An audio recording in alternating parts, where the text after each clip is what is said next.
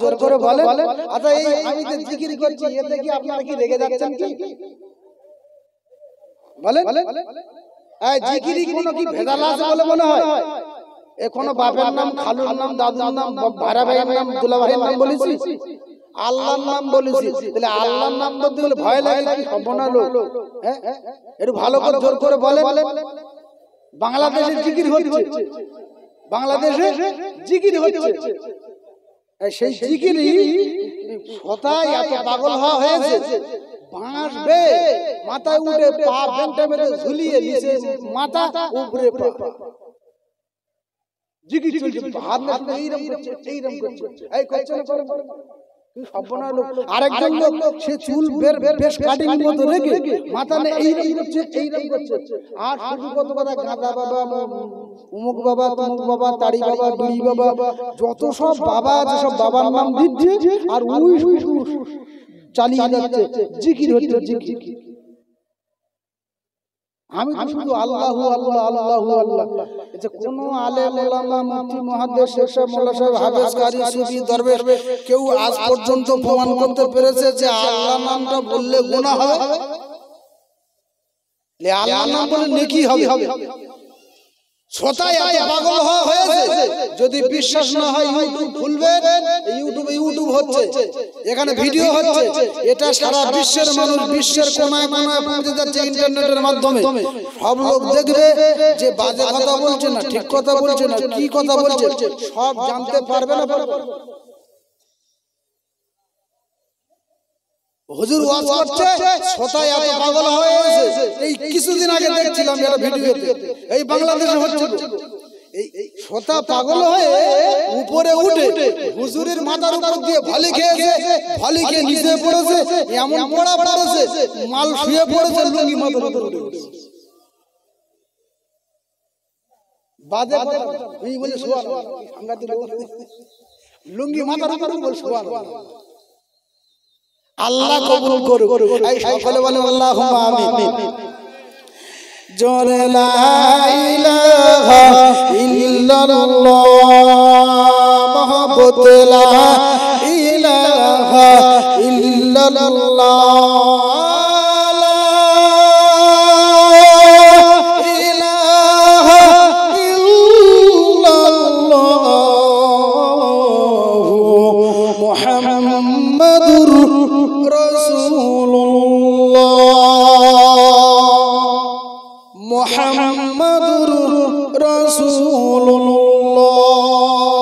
সকলে বলেন সাল্লাল্লাহু আলাইহি ওয়াসাল্লাম।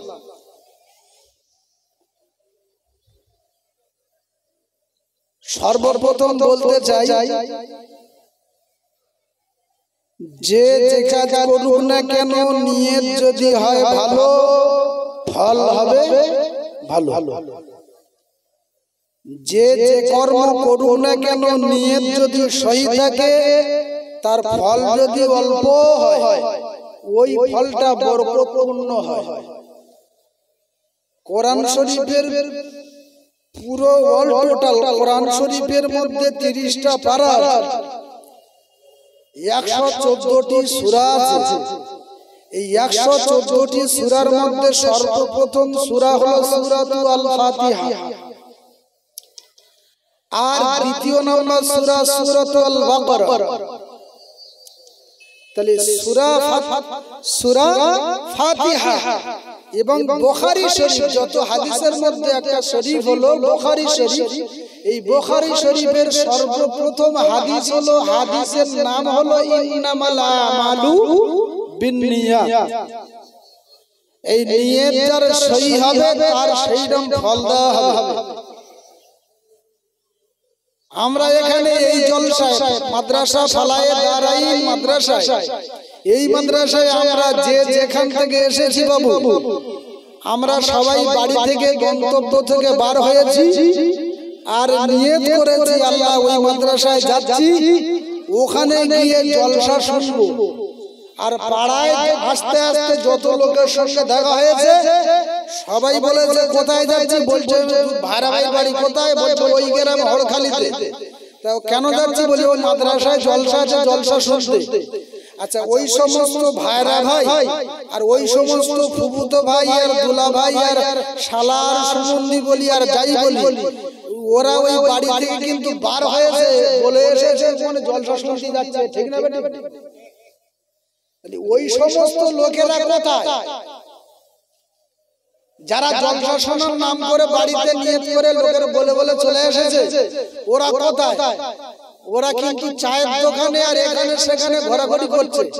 ওদেরকে যদি কেউ কমিটির লোক কেউ যদি বলে যে ভাই আপনি এখানে জলসা শোনার নাম করে এসে ঘুরছেন কেন, বসে, ও বলছে আমি তো এখানে বসে বসে শুনতে পাচ্ছি তোর মাতব্বরি করতে পারি, যখন যা এরকম লোক আসে না,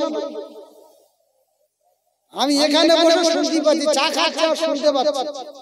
তাহলে আপনার বকার দরকার নেই, আপনি যান বাড়িতে দুলাভাই শুয়ে আছে, শালা ভাবি সে গল্প করছে 180 মাইল বেগে, বাড়ির মুরব্বি দাদা শ্বশুর বলছে হ্যাঁ বাবা নাচ জামাই তুই জলসা শুনতে যাবে না, বলছে এই যে এখানে শুয়ে শুয়ে সব শুনতে পাচ্ছি। এই বলো না বলো।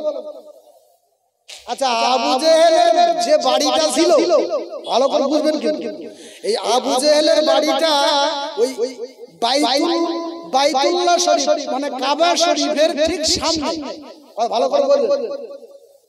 আর আবু জেহেলের যে বাড়ি ওই বাড়ির নাম ছিল দারুন নাদওয়া। কি কথা বললো? দারুন নাদওয়া ওই বাড়িটার নাম।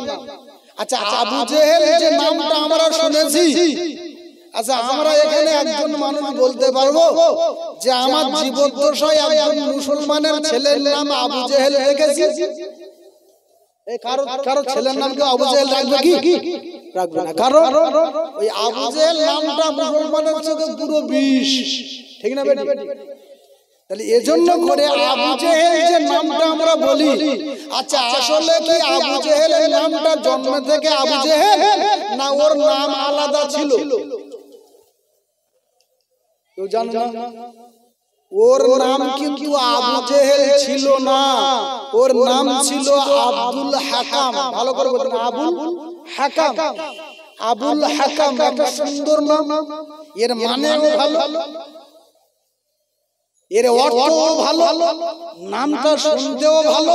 তাহলে আবুল হাকাম থেকে আবু জেহেল হলো কেন, কি করে হলো?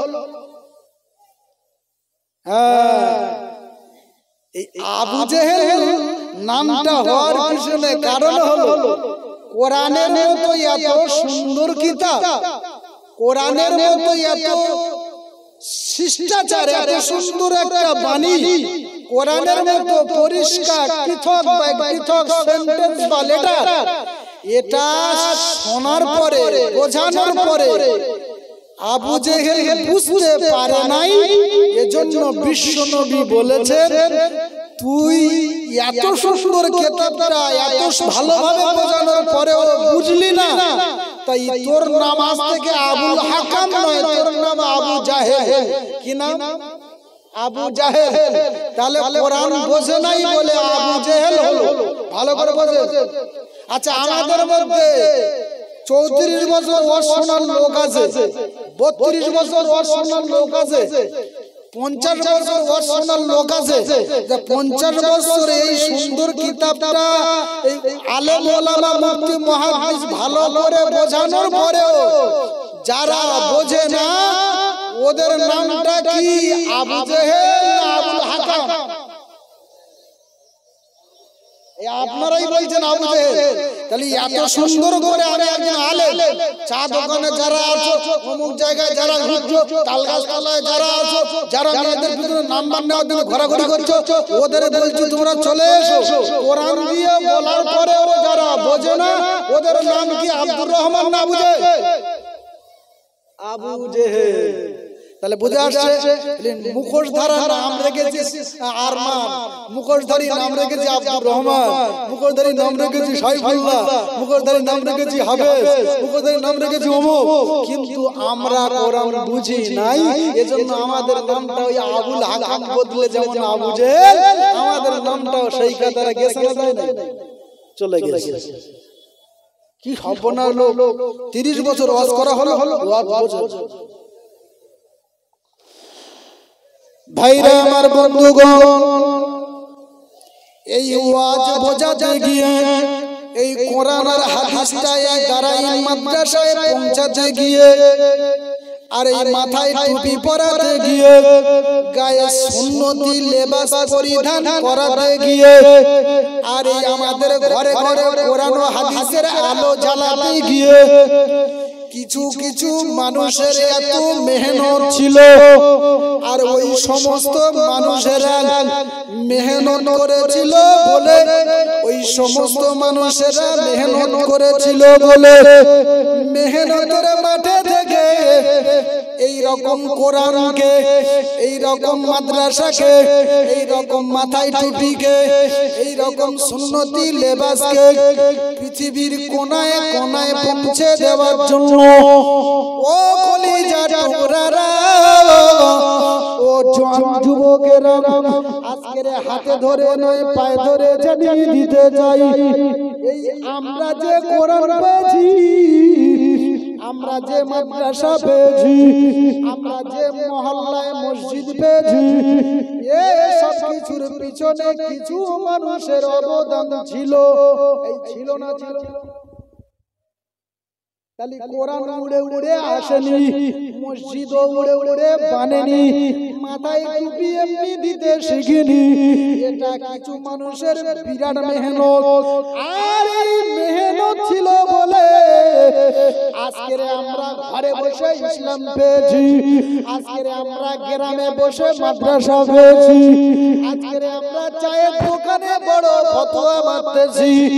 ও কলিজা টুকরারা, ও জন যুবকেরা, আজকের আপনাদেরকে হাত জোড় করে জানিয়ে দিতে চাই, আপনাদের এলাকায় বড় বড় ভাটা আছে, ভাটা, ওই সমস্ত ভাটার কাছে আপনি মালিক হয়ে কিছু ইট কিনতে যাবেন আর ভাটার মালিককে বলবেন, মালিক তোমার এই ভাটাতে কত রকম ইট আছে এবং কত দামের আছে। ওই মালিক বলবে সমস্ত দা দেখতেছো সব কিন্তু ইট। কি বলবে? যত চতুর্দিকে সাজানো সবগুলো কিন্তু ইট। আর সমস্ত ইটের মধ্যে এগুলো পৃথক করেছো কেন? বলছে এটা আলাদা। বলছে এটা কেন আলাদা করেছো? বলছে এটাও আলাদা। বলছে এটা কেন ওরকম করেছো? বলছে এটাও আলাদা। বলছে এর দাম কত? বলছে এর দাম 12,000। বলছে এর কায়দা কি? বলছে 1 নম্বর ক্রিকেট। বলছে এর দাম কত? বলছে 9,000। বলছে এটা কেন এত দাম কমলো কেন? বলছে এটা 2 নম্বর উইকেট। বলছে এর দাম কত? বলছে 8,000। বলছে এর দাম কেন কমলো? 3 নাম্বার হয়ে গেছে, এজন্য এর দামও কমে গেছে। বলছে এটার দাম কত? বলছে এটা থেকো কলে 4,000। এই বলছে না, বলবো না? কিছু কিছু ঝেঙো মাল আছে, ঝেঙো, ওই ঝেঙো মরাই, ওই ঝামা ধরাই, ওইগুলোর কাছে যদি যান, বলছে শুধু মেশিন বানান ভর্তি করলে চল যায়, 1,000 টাকা দিলেই হয় হবে। বলছে বাড়িওয়ালা বলছে 1,000 নি 700 আছে, বলছে মুই দিয়ে কাজ হবে, কারণ এটা ঝেমো পড়ে গেছে, এজন্য এর দাম নাই। ও কলিজার টুকরারা, ও যুবকেরা, তাহলে ইটের মধ্যে ইটের দাম যদি তফাৎ হলো, আল্লাহ পৃথিবীর জমিনে কিছু কিছু মানুষকে আমার আল্লাহ এত দামি করেছে, এত মহব্বত করেছে, এত প্যার করেছে, এত সম্মান করেছে, এত মাকাম দিয়েছে, এই সমস্ত মানুষের আমার আল্লাহ 1 নাম্বার বানিয়েছে। জোরে বলুন, আর একটু জোরে বলুন সুবহানাল্লাহ। তাই নবী বলেছে আসহাবি কান নুজুম ইকতাদাইহি তাদাইতুম। ওরে উম্মত রে উম্মত, আমি রাসূল জানিয়ে দিয়ে দিলাম, আমি হাবিবুল্লাহ জানিয়ে দিয়ে দিলাম, তুমি উম্মত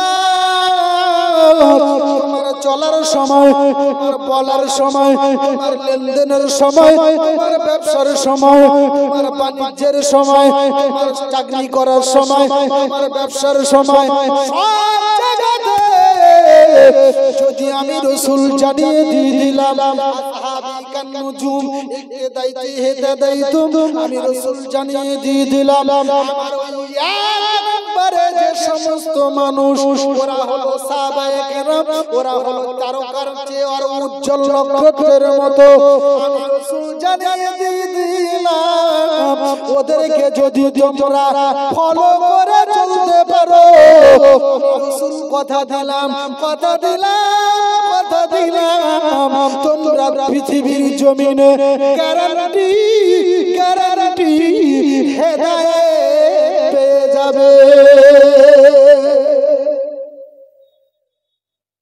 হেদায়েতের মালিক কি কোনো মানুষ, কোনো পীর, কোনো মুফতি, কোনো সুফি, কোনো সাহাবা, কোনো নবী?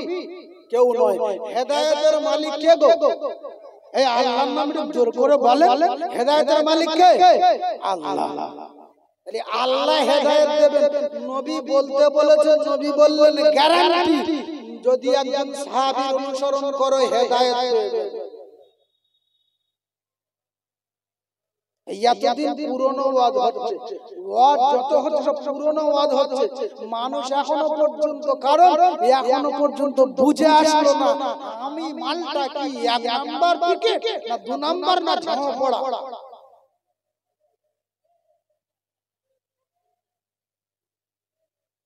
পৃথিবীর জমিনে যত আলেম ওলামা মুফতি মুহাদ্দিস সবাইকে যদি এক পাল্লায় রাখা হয়, পৃথিবীর জমিনে যত আম মানুষ আছে সমস্ত মানুষগুলি যদি এক পাল্লায় রাখা হয়, অপর দিকে একজন আলেমকে রাখা হয়, আল্লাহর নবী জানালেন সারা পৃথিবীর মানুষের তুলনায় একজন আলেমের খাতা আমার আল্লাহ পাকের দরবারে কোটি কোটি ভারী হয়ে যায়।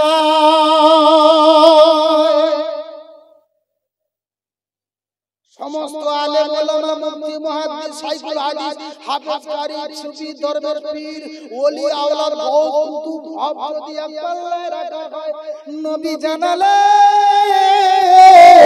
আল্লাহর নবী জানিয়ে দিয়ে দিলেন বাবা, আল্লাহর নবী জানালেন সারা পৃথিবীর ওলামা এক পাল্লায় রাখা হলো, আর অপর দিকে আমার একজন সাহাবীকে এক পাল্লায় রাখা হয়।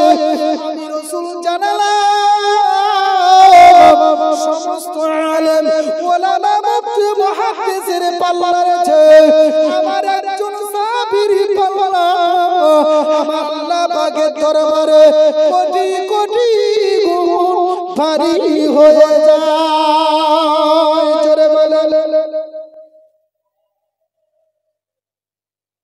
সমস্ত সাহাবীদের যদি এক পাল্লায় রাখা হয়, আর অপর দিকে যদি একজন নবীকে রাখা হয়, আল্লাহর নবী জানালেন বিশ্ব নবী জানিয়ে দিয়ে দিলেন সমস্ত সাহাবীর চেয়েও একজন নবীর পাল্লাটা আমার আল্লাহ পাকের দরবারে কোটি কোটি গুণ ঝুঁকে যায়। আর সমস্ত নবী এক পাল্লায়, ওপর দিকে আমার নবী এক পাল্লায়, সমস্ত নবী এক পাল্লায়, আর আমার নবী এক পাল্লায়। বিশ্ব নবী জানালেন আমার নবীর এত মহব্বত করতেন, বিশ্ব নবীকে এত প্রিয়ার করতেন, বিশ্ব নবীকে এত মহব্বত করতেন, আল্লাহ পাক জানালেন সমস্ত নবী একদিকে এক পাল্লায় তোলা হলো, আর আমার হাবিবুল্লাহকে আমার দোস্তকে যদি এক পাল্লায় রাখা হয়, আমি রাসূল জামানায় আল্লাহ জানিয়ে দিয়ে দিলাম সমস্ত নবীর তুলনায় আমার হাবিবের পাল্লাটা, আমার হাবিবের আজমতের পাল্লাটা আমি আল্লাহ আমার দরবারে কোটি কোটি গুণ ভারী হয়ে যায়। একবার জোরে হবে না সুবহানাল্লাহ, একবার তাকবীর দেন, নারে তাকবীর, আর একটু জোরে নারে তাকবীর।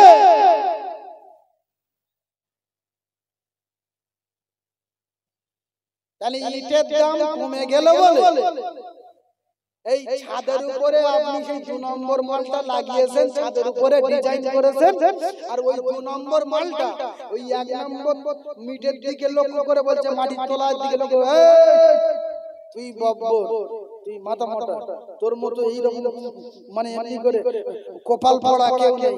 কারণ বলছে দেখ আমি কিরাম কায়দা উপরে আছি, দেখ ওই সেই মুর্শিদাবাদ থেকে মালিক রাজমিস্ত্রি এনে ডিজাইন করছে আমার উপরে, বিরাট কায়দা, আমার উপরে ডিজাইন হচ্ছে, তাহলে আমার সম্মান কত, ইজ্জত কত, আমার ভালোবাসা কত।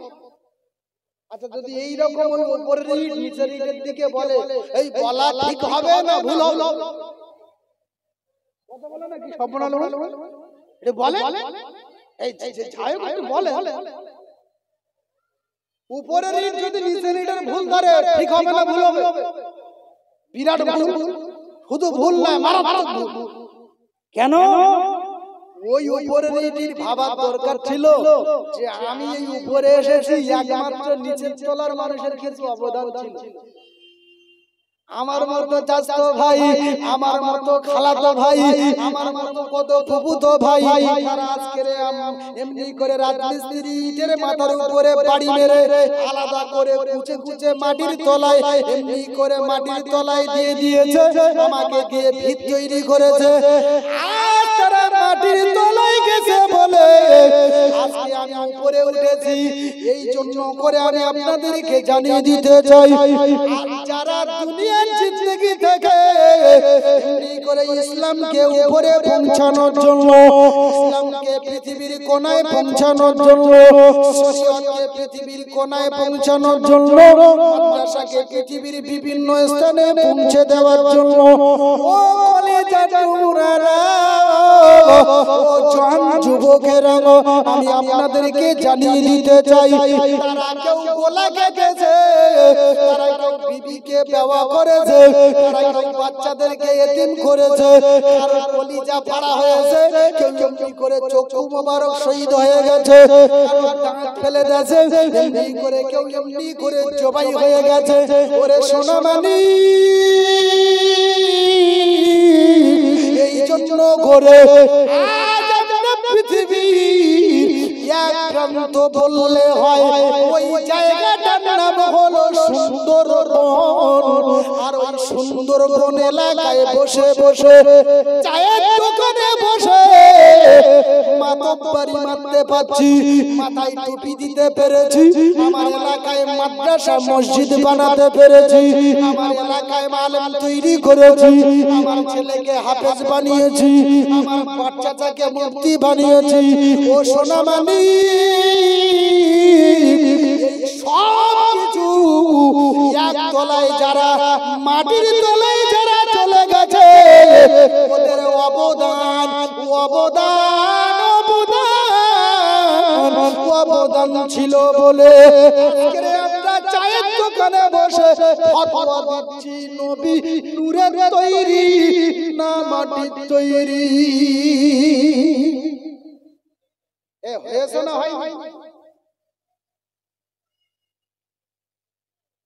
দোয়া কোন জানো? হ্যাঁ জানি, মানে আন্দাজে বলে তো জানি। তা বলছে কোন সময় পড়ে বলো দেখি? বলছে কেন জানাজার নামাজে পড়ে? এই দোয়া কোন জানাজার নামাজে পড়ে? কি সাংঘাতিক লোক, মনে যে কোনো কায়দায় চালিয়ে দিচ্ছে, বুঝলেন? যে দোয়া কোন জানাজায় পড়ে সে বলছে নবী নূরের তৈরি না মাটির তৈরি, ই নিয়ে চা জানে মারা। এই হচ্ছে তুমি যে ফতোয়া দিচ্ছ, তুমি জানো এই ইসলামটা পৌঁছাতে গিয়ে অনেক মানুষের গলা কাটতে হয়েছে। তোমার এই সুন্দরবন এলাকায় নবী তো এসেছিল মক্কায়, তোমার এই সুন্দরবন এলাকায় কোরআন আসলো কি করে? এই পৌঁছাতে গিয়ে অনেক মানুষ মাটির তলায় চলে গেছে না? আর আমি বলছি ওরা বব্বর, ওরা বোকা, ওরা মাথা মোটা, এটা বলা মারাত্মক ভুল হবে না? হবে মারাত্মক ভুল হবে। এজন্য কোরআন বিশ্ব নবীর কাছে পৌঁছে গেলেন।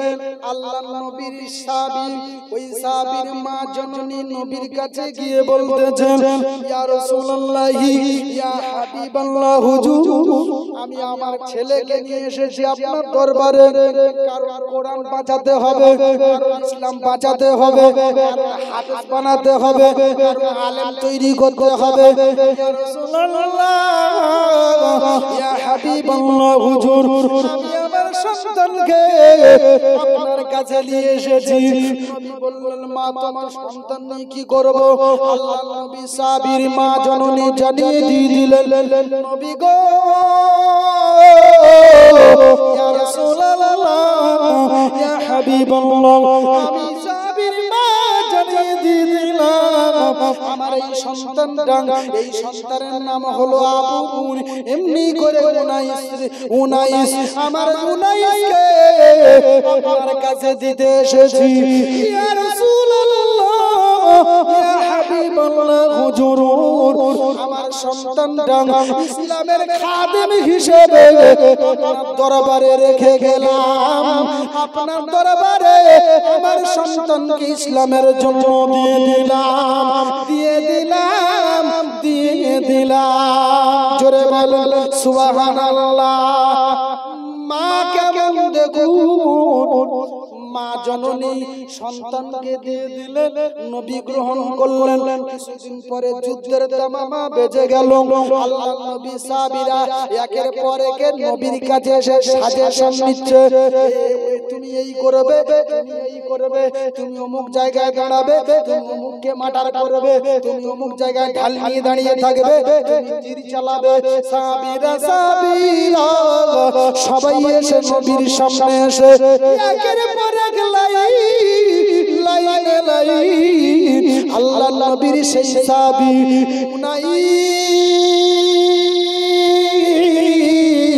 বিশ্ব নবীর সামনে এসে হাজির। আল্লাহ নবী বললেন, উনাইস, ও বাবা উনাইস, তুমি কি করতে চাও তুমি একটু জানিয়ে দাও। উনাইস বললেন, নবী গো, আমি উনাইস জানিয়ে দিয়ে দিলাম, আমি উনাইস ওই যুদ্ধের ময়দানে, ওই যুদ্ধের ময়দানে ইয়া রাসূলুল্লাহ, ইয়া হাবিবাল্লাহ, আমি উনাইস আপনার পাহারাদার হতে চাই। একবার জবান খুলে বলুন। তাহলে নবী বলছেন, ঠিক আছে রেডি, অসুবিধা নাই, তুমি পাহারা দেবে বাবা। উনাইস এইবারে রেডি হয়ে গেছে। 18-20 বছরের যুবক, ও কলিজার টুকরারা, ও যুবকেরা, একটু ঠান্ডা মাথায় বোঝার চেষ্টা করুন। উনাইস এইবারে যুদ্ধের সময় হয়ে গেল। উনাইস নবীর পাহারা দেওয়ার জন্য রেডি। এমনি করে ঢাল নিয়ে দাঁড়িয়ে আছে, ধনুক নিয়ে দাঁড়িয়ে আছে।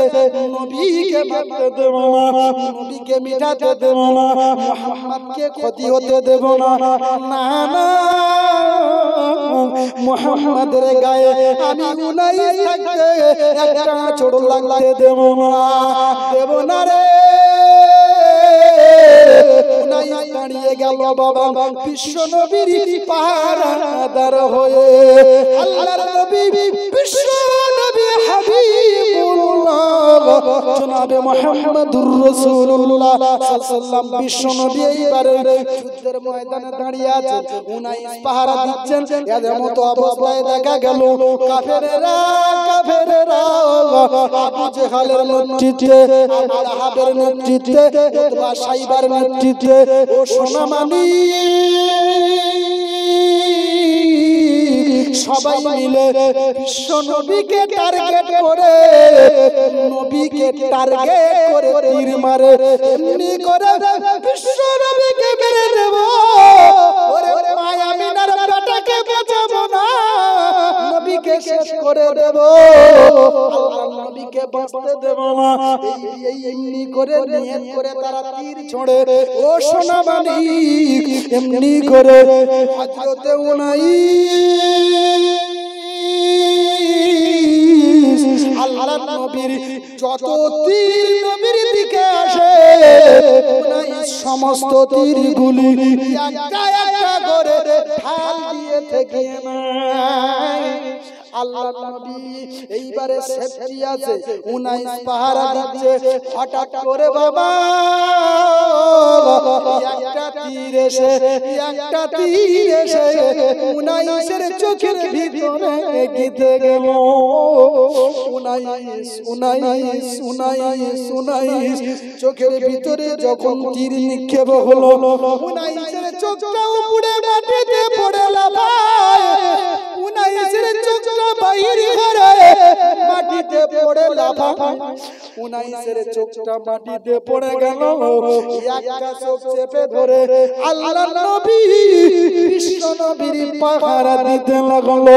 এমন অবস্থায় আল্লাহর নবী জানিয়ে দিয়ে দিলেন, ওরে বাবা উনাইস, তুমি এতক্ষণ আমার দিকে 2 হাত দিয়ে আমার তীরগুলি তুমি ঠেকাচ্ছিলে বাবা, তোমার এখন কি হয়েছে বাবা? তোমার হাতে বুঝি তীর গিতে গেছে, তোমার হাতটা বুঝি রক্তাক্ত হয়ে গেছে। ও বাবা উনাইস, তোমার কি হলো বাবা? তুমি একটা হাত দিয়ে রক্ষা করো, কি হয়েছে? ওই সময় উনাইস জানিয়ে দিয়ে দিলেন, ইয়া রাসূলুল্লাহ, ইয়া হাবিবাল্লাহ, ইয়া রাসূলুল্লাহ, ইয়া হাবিবাল্লাহ, হুজুর গো উনাইস এমনি করে তীর ঠেকাতে ঠেকাতে একটা বিয়াড়া কায়দা আমার চোখের ভিতরে গেঁথে গেছে। আমার চোখটা উপরে মাটিতে পড়ে লাফায়। ইয়া রাসূলুল্লাহ, হাবিবাল্লাহ, আমার চোখ দিয়ে ঝরে রক্ত ঝরে। ইয়া রাসূলুল্লাহ, ইয়া হাবিবাল্লাহ, হুজুর এজন্য চোখটা চেপে ধরে আপনার পাহারা দিতেছি। বিশ্ব নবী জনাবে মুহাম্মদুর রাসূলুল্লাহ সাল্লাল্লাহু আলাইহি ওয়াসাল্লাম কেমন দয়ার নবী, কেমন মায়ার নবী। আল্লাহর নবী উনাইসকে কাছে ডাকলেন, বাবা উনাইস তুমি আমার কাছে এসো, তোমার চোখটা কই? বলছে নবী হইছে চোখ পড়ে লাগাচ্ছে। আল্লাহ নবী চোখটা তোলো। চোখটা মাটি থেকে তুললেন, গুড়িয়ে নিলেন, নিয়ে বিশ্ব নবী হাত মোবারকে নিলেন, নিয়ে আর এমনি করে থুতু মোবারক, থুতু মোবারক, থুতু মোবারক বিশ্ব নবীর নূরের জবান থেকে থুতু মোবারক নিয়ে ওই উনাইসের চোখের জায়গায় লাগিয়ে, যে জায়গায় চোখটা উঠে গেছে ওই জায়গাতে লাগিয়ে দিলেন। ও বাবা মাজি, আমার সোনার নবীর থুতু মোবারক লাগানোর বিনিময়ে উনাইসের চোখ ওই জায়গায় লেগে যায়।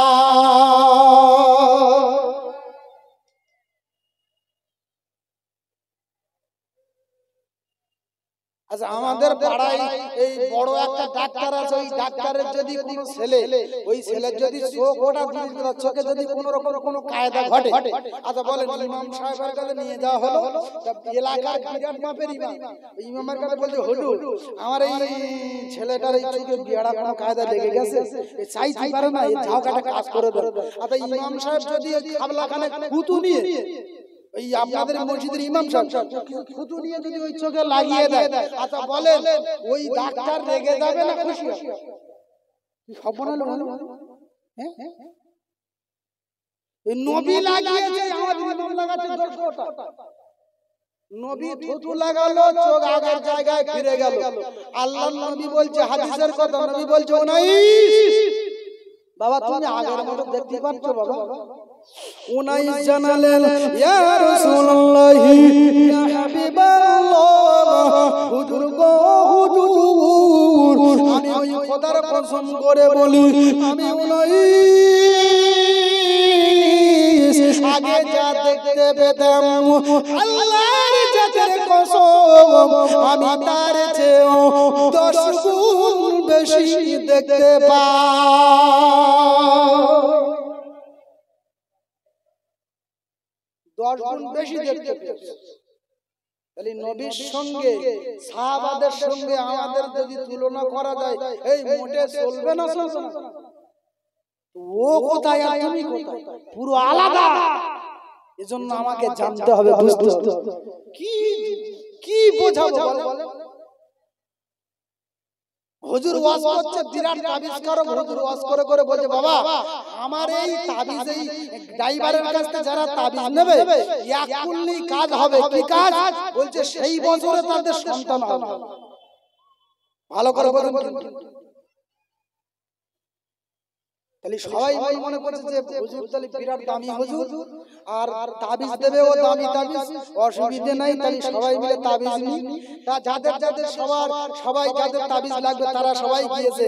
যাদের সন্তান নেই, যে সন্তানের আশায়, যে হুজুর বলেছে তাবিজ নিলি সেই বছরে সন্তান হবে, সবাই মিলে নেই। সবাই মিলে নিল। তার মধ্যে কিছু সংখ্যক সাদাসিধে মানুষ আছে না নাই? প্রত্যেক এলাকায় কিছু কিছু এলাকায় দেখবেন, আমি যেখানে গিয়েছি সব এলাকায় একটা করে কালু বলে নাম খুঁজে পেয়েছি। এই আপনাদের এলাকায় কালু আছে কি? কালু কালু নাই নাকি? কালু আছে। কি বলে? প্রত্যেক এলাকায় প্রত্যেক গ্রামে একজন করে কালু থাকা দরকার। কালু থাকবে। তাহলে সেই কালু সাদাসিধে মানুষ ও একটা তাবিজ দিয়েছে, বুঝাচ্ছেন?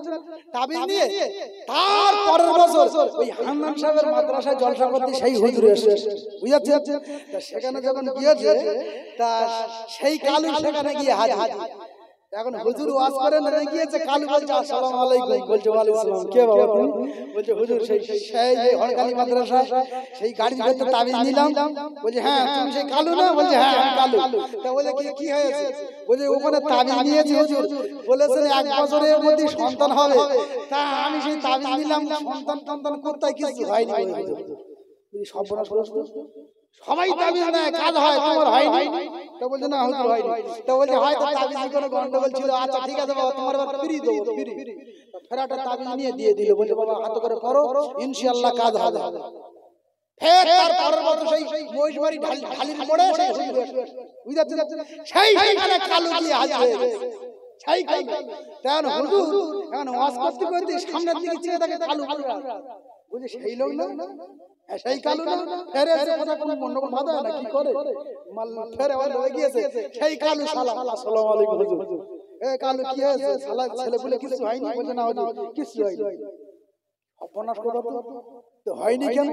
প্রথম বছরে কাজ হয়নি, দ্বিতীয় বছরে না তাবিজে গন্ডগোল, তৃতীয় বছরেও গন্ডগোল। আই বাবা কালু, তা তুই কোন এলাকায় বিয়ে করেছিস বাবা? এই হুজুর জানা দরকার আছে না? বাবা কোন এলাকায় বিয়ে করেছিস? কালু বলছে হুজুর কোথায় বিয়ে? এখনো বিয়ে করিনি। এখনো বিয়ে করিনি। ও 3 বছর ধরে ঘুরছে ছেলে হওয়ার জন্য, বাচ্চা হয় না তাবিজ, বাচ্চা হয় না তাবিজ। তা আজ মুসলমানের অবস্থা ঠিক সেই রকম। হ্যাঁ ঠিক না? ইমানের কথাই কি শুনি, শুধু চালিয়ে যাচ্ছে, শুধু চালিয়ে যাচ্ছে। দুই ভাই কবরস্থানে দোয়া করবে, কে করবে? কিছু নেই। বলছে তো ও ভাই তুই ফুরফুরা যায় তুমি করো।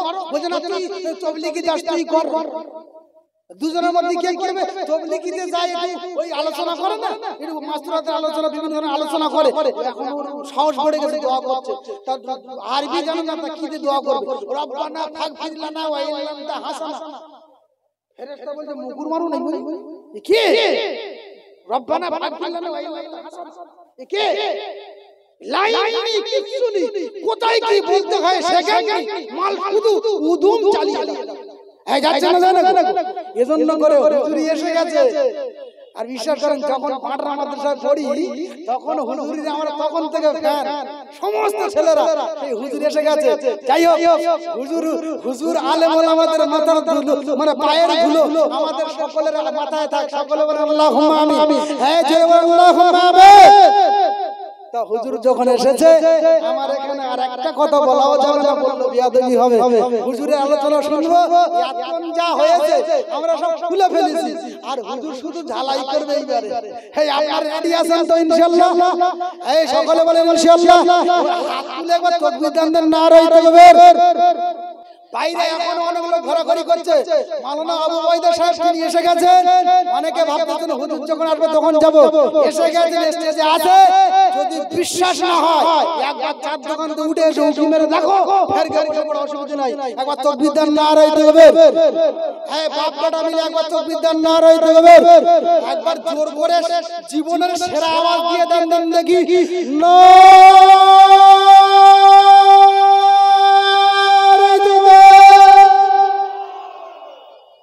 আওয়াজ হয় আল্লাহ গত বছর মনে হয় আওয়াজ দেবে বলে মনে হয়। এখন দিছি তাকবীর ঘরে গিয়ে দেবেন, অসুবিধা নাই।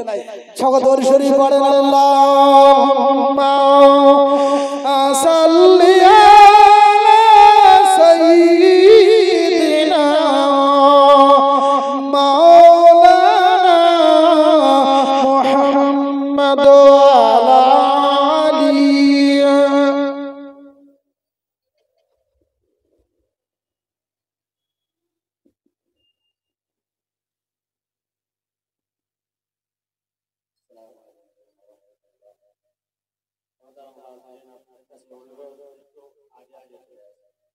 আমরা জানি যে অন্যান্য বছর হয়তো আমাদের থেকেই হয়েছে, অন্যান্য জায়গায় আমরা দেখি কি হয়,